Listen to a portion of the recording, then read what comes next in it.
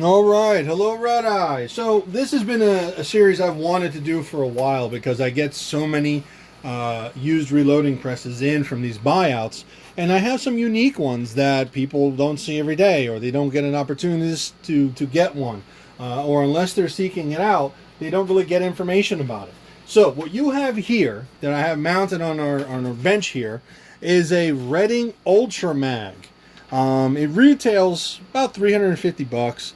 It's cast iron and steel. This thing is a tank. It's got 4 mounting holes in the back because of what it's made to do, as called an Ultramag for a reason. It takes both 1 1/4 and 7/8 dies. Now, the trick with this, and the reason why it's sought after, especially by you guys doing some of the Magnum stuff, 338, 50 cal, some of the long British long bore stuff, the long cartridges.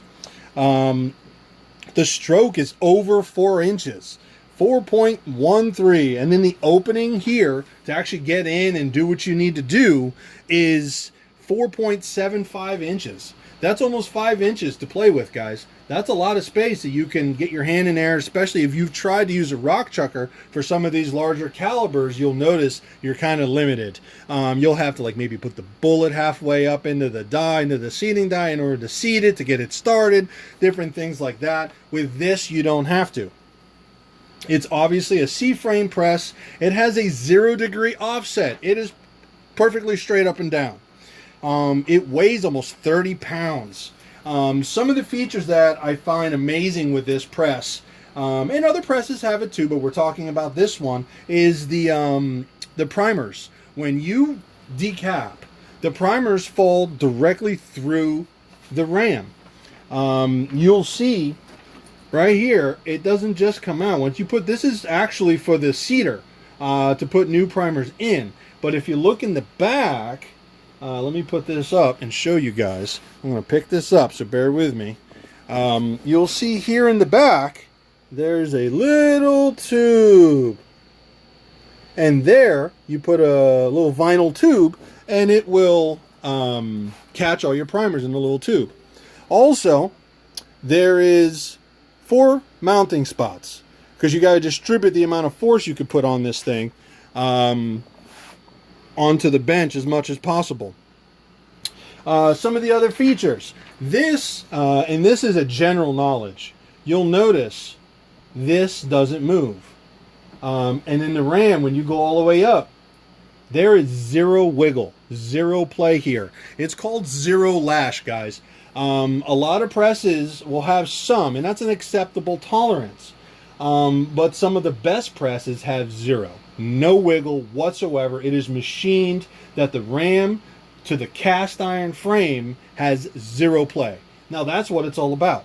And that's why presses like this and the coax are sought after. That's called 0 lash.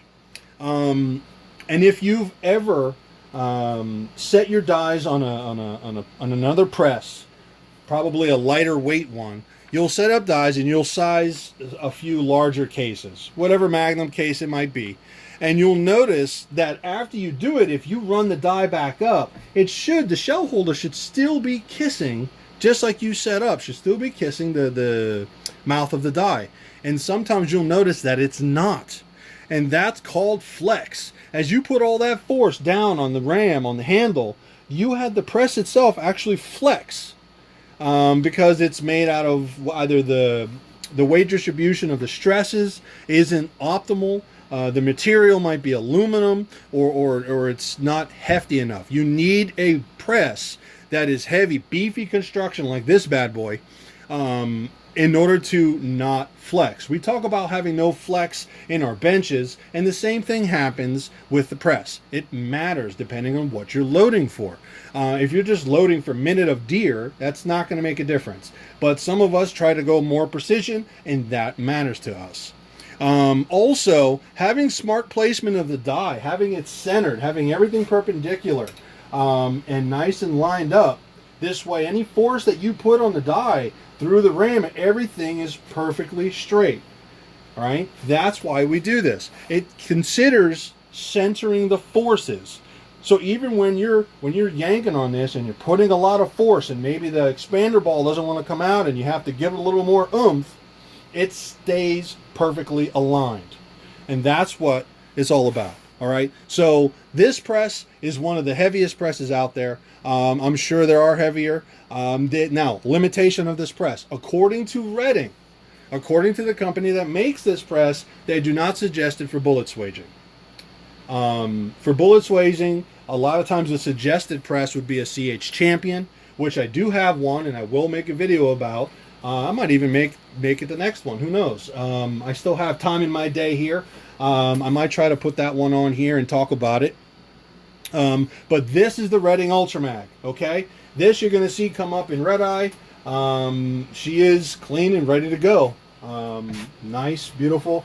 I almost kept it, but the truth is that I can't keep every interesting press. I'd love to, but it's just not going to happen. I can only I have 9 or 10 already. I can't do it. So some of them just have to go. Message me if anything, guys. Thank you so much for listening, and I hope you follow these next videos that are coming up about the press series I'd like to do. Thank you very much, and have a good day.